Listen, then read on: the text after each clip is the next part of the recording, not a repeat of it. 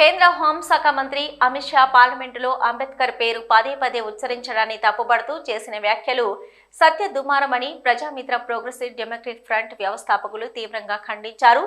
ఇక మీడియా సమావేశంలో ఆయన మాట్లాడారు. భారతదేశానికి దిశను రూపొందించిన అంబేద్కర్ను అవమానపరిచే విధంగా వ్యాఖ్యలు చేయడం బాధాకరమన్నారు. రాజ్యాంగ నిర్మాతను కాంగ్రెస్ నేతలు కూడా ఆయన జీవిత సత్యాన్ని పదే పదే తెలుసుకోవలసిన అవసరం ఉందన్నారు. ఈ సందర్భం వచ్చినప్పుడే అంబేద్కర్ను తలుస్తూ వెళ్లడం సరైంది కాదని వారు కాంగ్రెస్ నేతలకు పిలుపునిచ్చారు. రాష్ట్రంలో టీఆర్ఎస్ ప్రభుత్వ హయాంలో కోట్ల రూపాయల భూదందాలు జరిగాయని రాష్ట్ర ఉప ముఖ్యమంత్రి భట్టి విక్రమార్క వ్యాఖ్యానించడం పట్ల స్పందిస్తూ ఈ భూదందా గురించి గతంలోనే తాము ప్రస్తావించామని అప్పుడు ఎవరూ స్పందించలేకపోయారన్నారు. ఇప్పటికైనా కాంగ్రెస్ ప్రభుత్వం గత ప్రభుత్వ హయాంలో జరిగిన అవకతవకలపై పూర్తి స్థాయిలో విచారణ జరిపించవలసి అవసరం ఉందన్నారు. తగిన చర్యలు తీసుకోవాల్సిన అవసరమూ ఉందన్నారు. ఈ కార్యక్రమంలో అంబేద్కర్ సంఘం నేతలు బోయిని చంద్రయ్యలు పాల్గొన్నారు.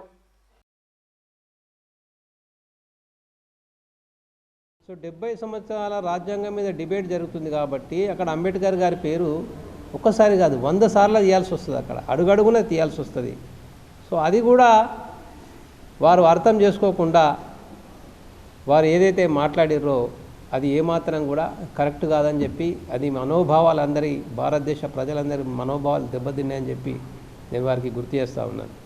తర్వాత వారు కాంగ్రెస్ పార్టీ చరిత్ర చెప్పారు. జవహర్లాల్ నెహ్రూ గారు కాలంలో ఏం జరిగింది, జవహర్లాల్ నెహ్రూ గారి కాలంలో ఏం జరిగింది అనేటువంటి చరిత్ర అందరికీ తెలుసు.